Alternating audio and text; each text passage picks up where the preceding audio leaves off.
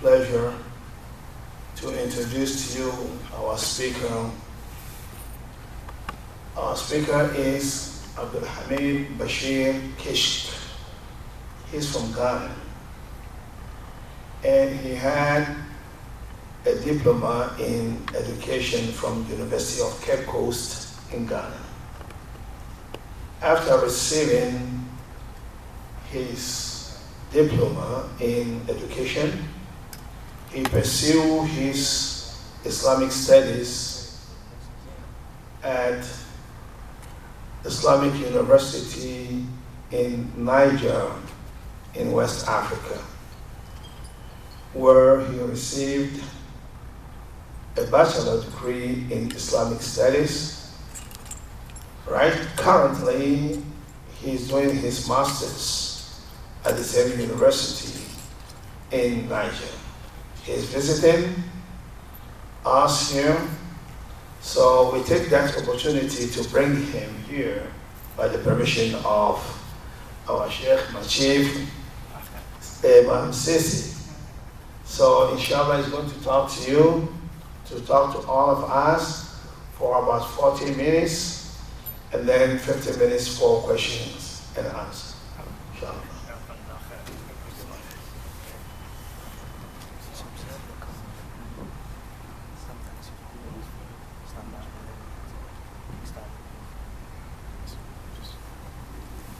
Here? Okay. Oh, and you press here? Okay. Okay. You press it and do it. It's working. Okay.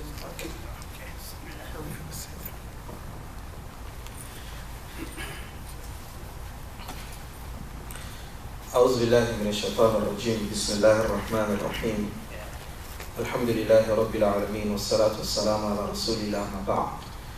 We thank the Almighty Allah for blessing us with such a wonderful day. We ask Him to forgive us our sins. We ask Him to accept from us the little efforts that we've been doing to please Him. We bear witness that there is no deity worthy of worship except the Almighty Allah. We also bear witness that the Prophet Muhammad sallallahu alaihi wasallam is his servant and his messenger. Today is a Sunday which corresponds with the second day of Muharram, 1441 years after the hijrah of the Prophet Muhammad sallallahu alaihi wasallam. It also corresponds with the first day of September 2019. Allah in His own mercies has given us an opportunity to meet with brothers in faith in this wonderful city of Detroit at the Muslim Center here. We ask Almighty Allah to bless us and to guide our footsteps.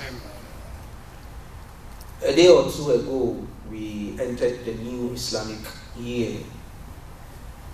Just 3 days ago was an old year. Today, we are in a new year. The Almighty Allah tells us in Surah Tawbah, verse 36, إِنَّ عِدَّةَ الشُّهُورِ عِنْدَ اللَّهِ 12 شهرا في كتاب الله يوم خلق السماوات والأرض منها 4 حرم ذلك الدين القيم فلا تظلموا فيهن أنفسكم وقاتلوا المشركين كافة كما يقاتلونكم كافة وَاعْلَمُوا أَنَّ اللَّهَ عَلَى كُلِّ شَيْءٍ قَدِيرٌ. The Almighty Allah tells us that verily the number of months with the Almighty Allah are 12. From the first day the Almighty Allah created the heavens and earth, we have 12 months. Minha arba'atun hurum. There are 4 amongst the 12 that are sacred, that are holy. For us to understand those 4, we'll have to go to the Prophet Muhammad sallallahu alaihi wasallam for him to explain that for us. Because the Quran didn't state it vividly or didn't name those 4. There is the hadith of the Sahabi we call Abu Bakr. Bukhari, Muslim, and Abu Dawood and Musnad Ibn Bazzar have recorded or reported this hadith for us. The Hajj that the Prophet Muhammad sallallahu alaihi wasallam did, on that Hajj, that is where the Prophet Muhammad sallallahu alaihi wasallam explained this. And then he said, إِنَّ الزَّمَانَ كَدِسْتَدَارَ كَهَيْئَتِهِ يَوْمَ خَلَقَ اللَّهُ السَّمَاوَاتِ وَالْأَرْضِ السَّنَةُ 12 شهر منها 4 حرم 3 متواليات وواحد فرد ذو القعدة ذو الهجة ومحرم ورجب مضر الذي بين جمادى وشعبان. The Prophet Muhammad ﷺ in this hadith is trying to explain to us the 4 sacred months that was mentioned in Surah At-Tawbah, verse 36. He said the months in the year are 12, and amongst them are 4 that are sacred. And these 4, there are 3 that follow each other, who are in a sequence, and then there is one standing alone. And then he named them, he said, Dhul Qa'dah, Dhul Hijjah, and Muharram.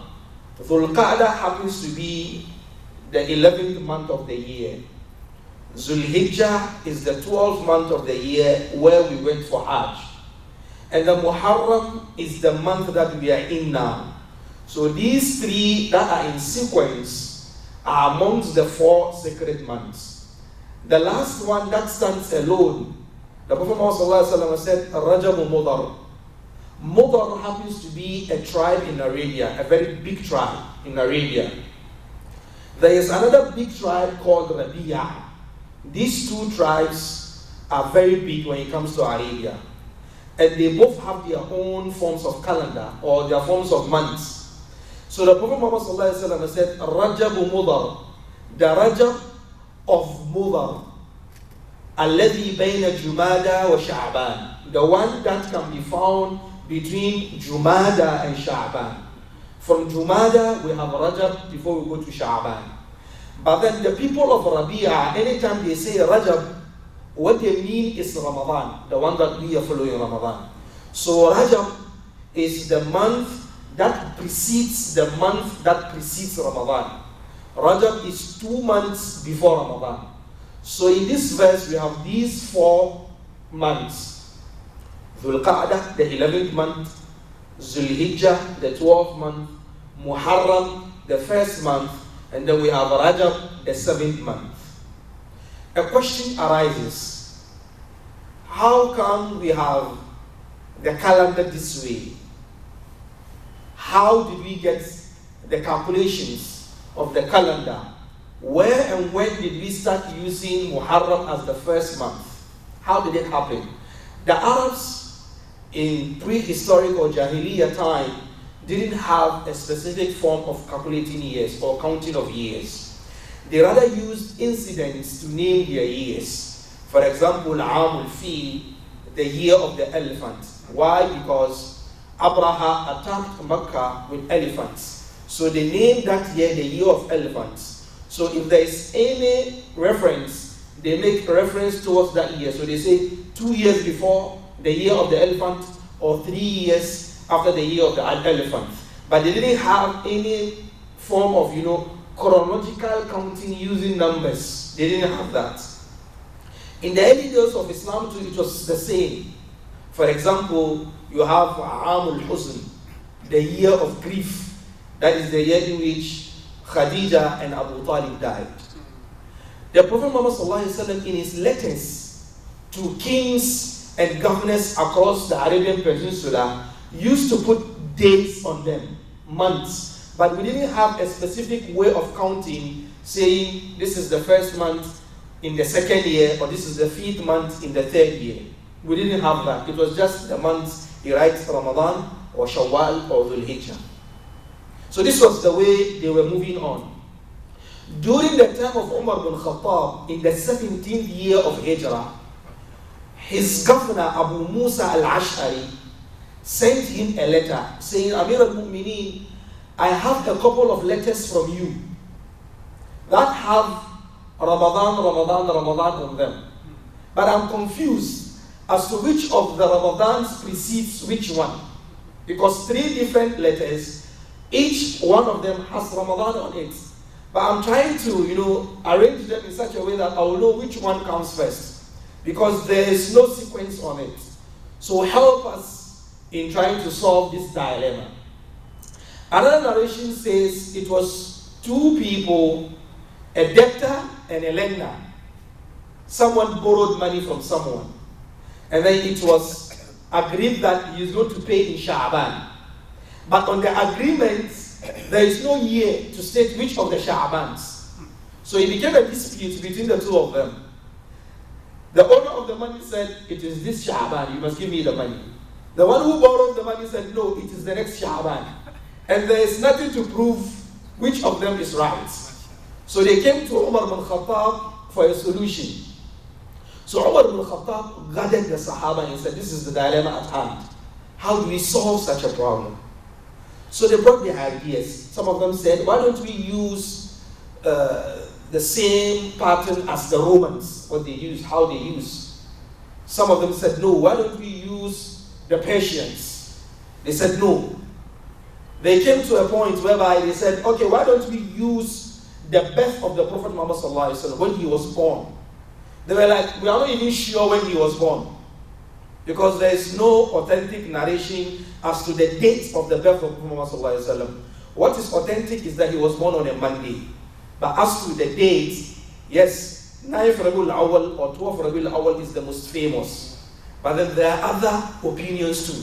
Some say he was born in Ramadan, some say he was born in Rajab. So there is a conflict of opinion when it comes to when the Prophet Muhammad was born. So the Sahaba even disagreed on that. Some of them also brought their own, they brought reasons. But in the end, they all agreed that let's use his migration.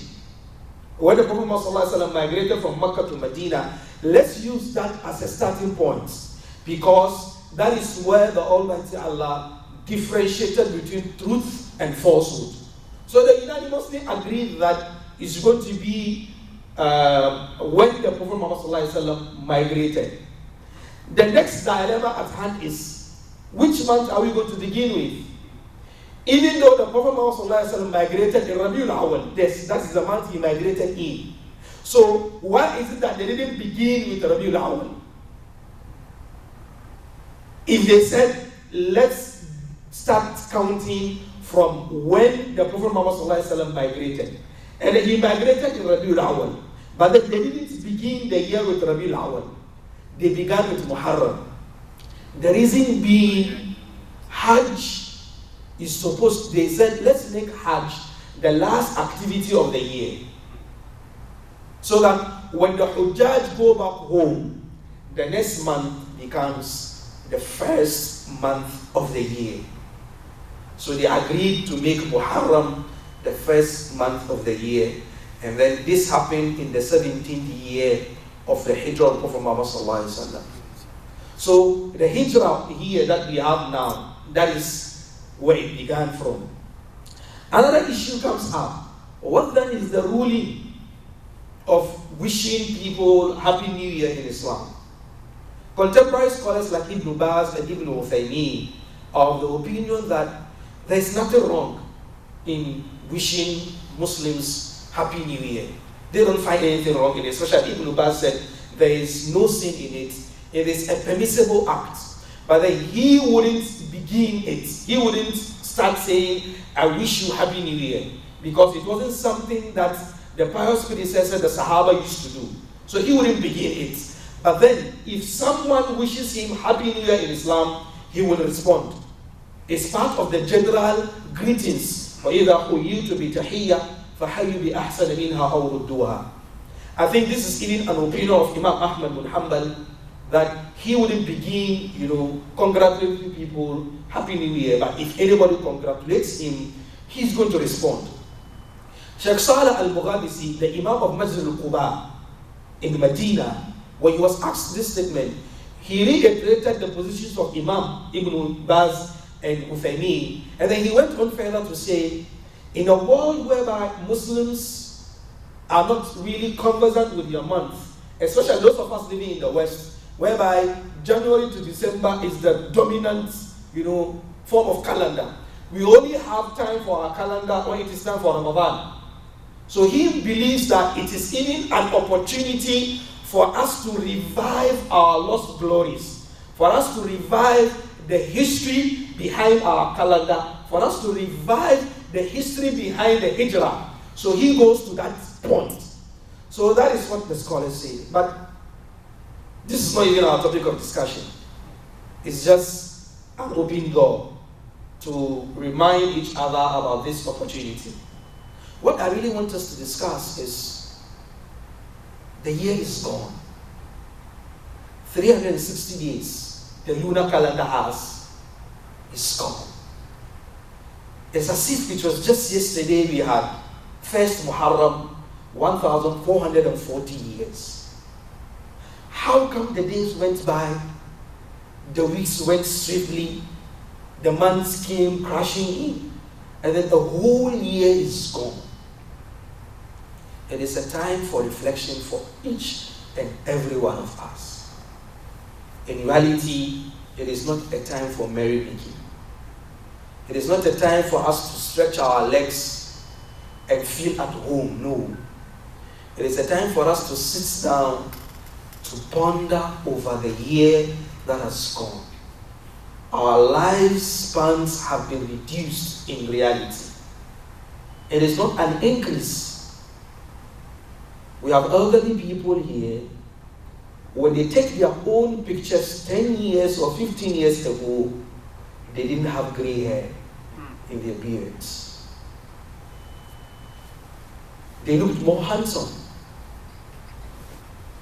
But now, they pick up the mirror and they have wrinkles on their faces. Our sisters are with us. Some of them are young, some of them are old. The older ladies, when they pick their pictures 15, 20 years ago, they were the talk of the town. Every man wanted to have her as a wife. Men go crazy. Now when you line her on the streets of Detroit, nobody is going to look at her. It's another woman who is on top. And this woman who is on top should know that verily, in some few years to come, she's going to have wrinkles on her face. No amount of pancaking can smooth it. And no amount of makeup can deceive us. That is the reality of the dunya.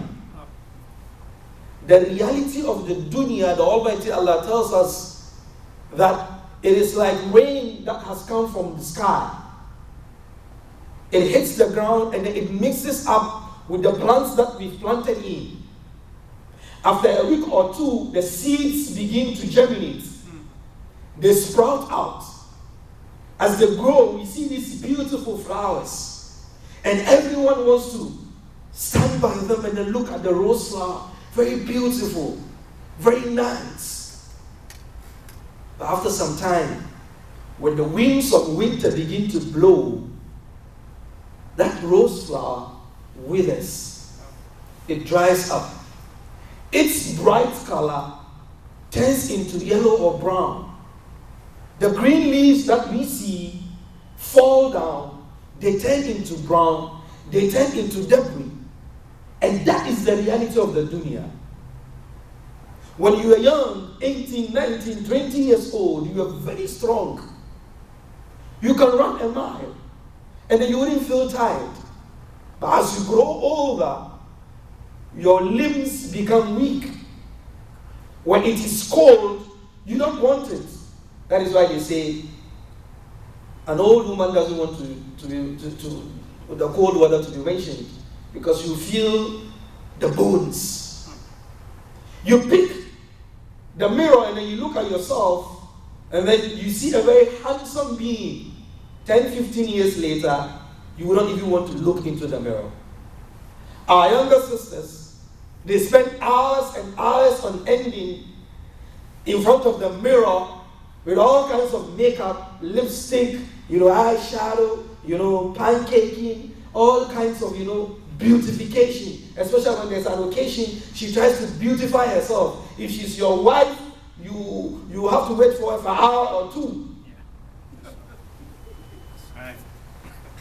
Some time ago, I had an appointment. We were going out with my wife, and we were supposed to leave home around 7:30 a.m. She woke up around 5:30 a.m. And she woke me up. I said, "What's the problem?" She said, "We should start preparing." I said, "We are leaving home around 7:30. So what's the preparation from 5:30 for?" I said, "Told her, you leave me alone. When 7:15 woke me up. 7:15 she woke me up. I rushed into the bathroom. I bathed, I came out, I dressed. Within 15 minutes, I'm done. She woke up around 5:30 a.m. and as at 7:30 when we were leaving, she's not yet done. I said, what at all are you trying to do? What kind of beautification is this? That is the reality of the dunya. After some years, she wouldn't even mind. She doesn't care that she needs to get herself all painted up. What I'm trying to say, and the analogy I'm trying to draw, is that as the days go by, as the years go by, it is a time for us to reflect because we are getting closer to our graves. There is a sheikh that said, our lives altogether consist of only 5 days. The first day, Yawmul Mafqud, the lost day. That is yesterday. Yesterday, Sunday, Saturday is gone. Saturday, the first day of Muharram, 1441 years of Hijrah is gone. Yesterday, 31st August 2019 is gone. It is never ever going to return. History is never going to record for us another 31st August 2019 AD. It is gone. The file, the activities that you did yesterday, the file has already been closed. You can't do anything about it. It is gone. The good deeds you did in it has been recorded. The bad deeds has been recorded. Your life has already gone one day. He said the second day is Yawmul Mashhud, the current day that we are in.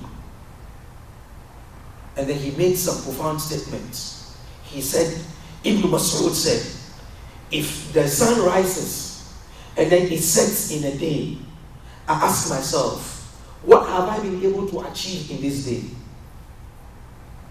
And this day, today, in the morning, it spoke to us.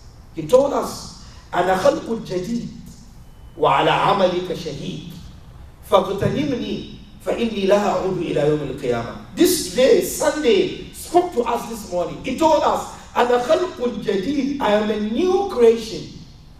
This Sunday is different from the Sunday that passed. And the next Sunday that is coming is also different from this one. He said, أنا خلق الجديد, I am a new creation. وعلى عملك شهيد, I am a witness to your deeds. Today, that we are here, what we are doing right now, this day is a witness of the day of Qiyamah. It will come and tell the Almighty Allah what we did. So today we'll tell you, فَغْتَنِمْنِي, try as much as possible to win me, or to make me useful, or to take advantage of me, a positive advantage. فَإِنِّي لَا أَعُودُ إِلَى يَوْمِ الْقِيَامَةِ, I will never return. Let's make use of our time. It's very, very important. Time is very important in Islam, that Allah subhanahu wa ta'ala himself swore with time in the Quran at numerous places. He says, wal asr. He says, wal layl. He says, wal shamsu wa duhaha. He said, wal qamari idha talaha. He swore with time, letting us understand time is very, very, very important. One thing that distinguishes the Quran, especially Surah Al-Asr. Surah Al-Asr is so profound. It talks about time. وَالْعَصْرِ إِنَّ الْإِنسَانَ لَفِي خُسْرٍ إِلَّا الَّذِينَ آمَنُوا وَعَمِلُوا الصَّالِحَاتِ وَتَوَاصَوْا بِالْحَقِّ وَتَوَاصَوْا بِالصَّبْرِ. Surah Al-Asr is only 3 verses. And anytime we come to pray, and if we are in a hurry, we recite Surah Al-Asr because we want to go and live in a hurry. But Surah Al-Asr is warning us about time. But then we try to beat time in Salah, we use it. What an irony. The surah is telling us about time. The surah is admonishing us to be careful about time. But then anytime we want to beat time, we use it unconsciously. That is an irony. You know, anytime a newborn baby is born, we recite the adhan in the iqamah in the ears. but then we don't perform salah. Do we perform salah? No, we don't. That is the beginning. At the end, when we die, the Salatul Janazah has no adhan, it has no iqamah. And then we pray like that. When we were born, there is adhan and iqamah without salah. When we die, there is salat without adhan and iqamah. What it tells you is that your lifespan is what is between the adhan and iqamah and the takbirat al-ihram. That is your life. The moment we finish iqamah, La ilaha illallah Muhammad Rasulullah, the Imam says, Istawu, i'tadilu, Allahu Akbar. That is your lifespan. That is our lifespan. The question arises here. Are we really sure that we've really made good use of that time frame between adhan and iqamah and salah? We will live on this world on an average 60, 70, 80 years. But then when we die, we might even be in the grave longer than that. Longer than that. The Prophet Muhammad lived only 63 years on the earth. But then he's been in the grave for more than 1,400 years. I always ask myself this question. If I should live for 60 or 70 years, and I die and I'm supposed to live in the grave for 500 years, will my deeds for 70 years give me guarantee and respite in the grave for 500 years?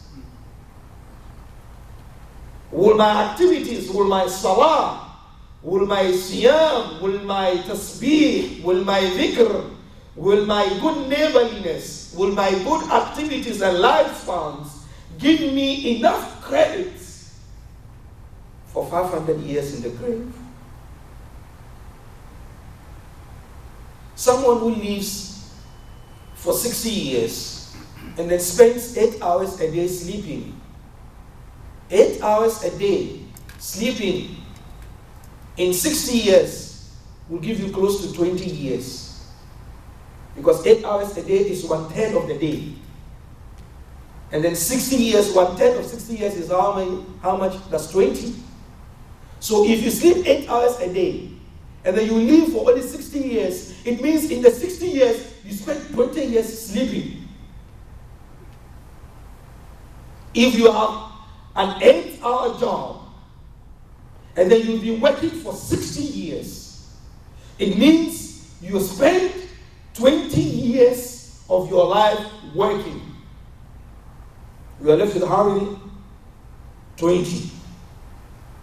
By the time you even became, old enough for you to do good deeds and bad deeds for Islam to record, the average age is 15 years. So for the first 15 years of your life, you are not accountable. Out of the 20, that's how many? We have 5 more left. Let's say you eat 3 times a day for 60 years. And let's say you spend about just 30 minutes a day to eat for 60 years. You spend about 3 years eating only.